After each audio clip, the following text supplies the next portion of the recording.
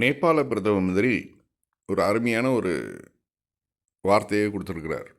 அவர் என்ன சொல்கிறாருனாக்க, என்னுடைய அமைச்சரவையில் எல்லாருமே இன்ஜினியரிங் படித்து மற்ற மற்ற பெரும் பெரும்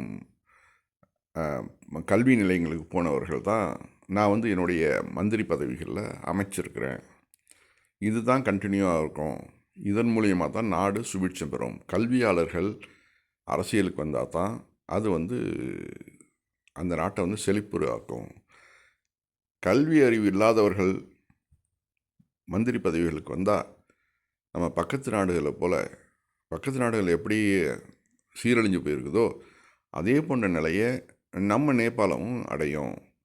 அதனால் நான் வந்து ஃபுல்லாக வந்து எஜுகேட்டட் பீப்புளை தான் நான் வந்து என்னுடைய அமைச்சரவையில் அமைச்சிருக்கிறேன் அப்படின்னு சொல்கிறார்.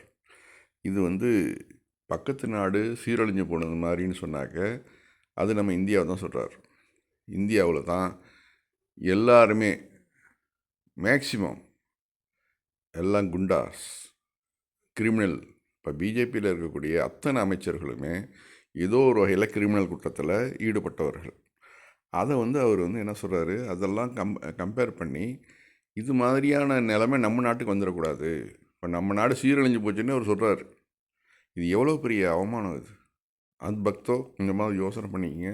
சங்கிகள் கொஞ்சமாவது யோசனை பண்ணுங்கள். பக்கத்து நாடு நேபாள், அதுவும் ஒரு ஏற்கனவே இந்து நாடாக இருந்தது.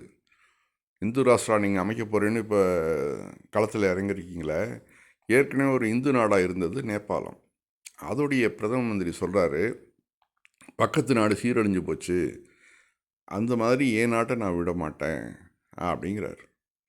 ஆக இனிமேலாவது கொஞ்சம் திருந்துங்க, பக்கத்து நாடோட அறிவுரையை வந்து ஃபாலோ பண்ணுங்கள். பெண்களிடம் தவறாக நடக்க முயன்ற ஒரு பண்டிட்டை மக்கள் மிக சரியாக கவனித்து அனுப்பியுள்ளார்கள். இப்போல்லாம் வந்து தவறு செஞ்சாக்க அது வந்து அதே ஐயராச்சே, அவர் சாமியாச்சே, அவரை விட்டுருவோம் அப்படின்லாம் இப்போ பார்க்குறதில்ல மக்கள். அந்த இடத்துல சரியான பதிலை கொடுக்குறாங்க. அதில் அந்த மக்கள் பாருங்கள் எல்லாம் ஒன்றா சேர்ந்துக்கிறாங்க பாருங்கள். இனிமேலும் இந்த பண்டிட்டுகள் கொஞ்சம் கவனமாக இருக்கிறது நல்லது. பழைய மாதிரி இல்லை, மக்கள் நிறைய விழிப்பு அடைஞ்சிட்டாங்க. பண்டிட்டு நம்மளை மாதிரி தானேப்பா, ஒரு மனுஷன் தானேப்பா, தப்பு செஞ்சால் தண்டனை அனுபவிக்கிட்டோம் அப்படிங்கிற நிலைமைக்கு வந்துட்டாங்க. அதனால் இனிமேல் பண்டிட்டுகள் கொஞ்சம் கவனமாக இருக்கிறது நல்லது. அவர்களுக்கு அப்போ தான் அந்த மரியாதையை காப்பாற்றிக்க முடியும்.